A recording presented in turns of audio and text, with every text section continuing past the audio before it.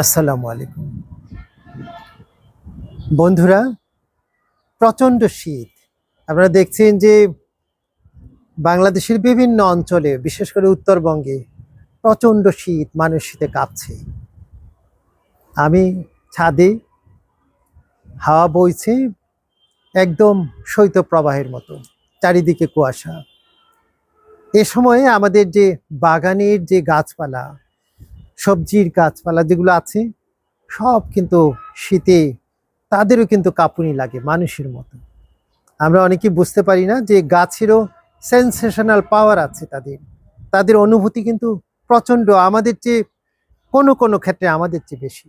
এ সময়ে গাছের প্রতি, যেগুলো আমরা রোপণ করি, তাদের প্রতি আমাদের কিন্তু মানবিক হওয়া লাগবে। তাদের যে পরিচর্যা, যেমন আমরা শীতের কাপড় পরে থাকি না, ঠিক তেমনি করে তাদেরকেও যেন বেশি প্রচণ্ড শীত না লাগে, এজন্য পানি বেশি দেওয়া যাবে না। বেশি পানি দিলে কিন্তু তারা কাবু হয়ে যাবে, গাছপালা মরে যেতে পারে। এমনিতে এই সময় অঙ্কুরিত হয় না নতুন বীজ লাগালে। বন্ধুরা, গাছের প্রতি এ সময়ে বিশেষ যত্নশীল হওয়া প্রয়োজন। প্রয়োজনের বেশি কোনোভাবেই পানি দেওয়া যাবে না, খুব অল্প পানি দেওয়া যাবে। একদিন 2 দিন পর পর পানি দেবেন।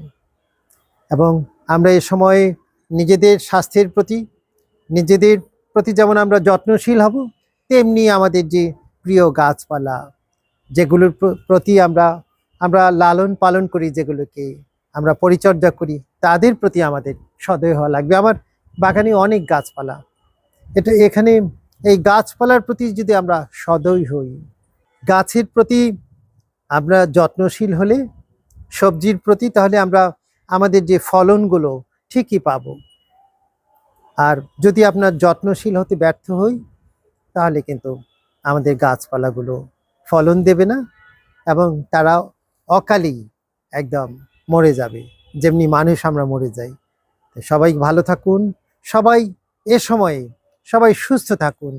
আমাদের মতো যারা বয়স্ক আছেন, তো আমাদের কিন্তু যে শুধু শিশুরাও এ সময় অনেক ধরনের নিউমোনিয়া রোগে আক্রান্ত হয়। সবাই ভালো থাকুন, সুস্থ থাকুন, এবং আমাদের মানবিক জীবনযাত্রা আমরা অব্যাহত রাখি। সবাইকে অনেক অনেক ধন্যবাদ।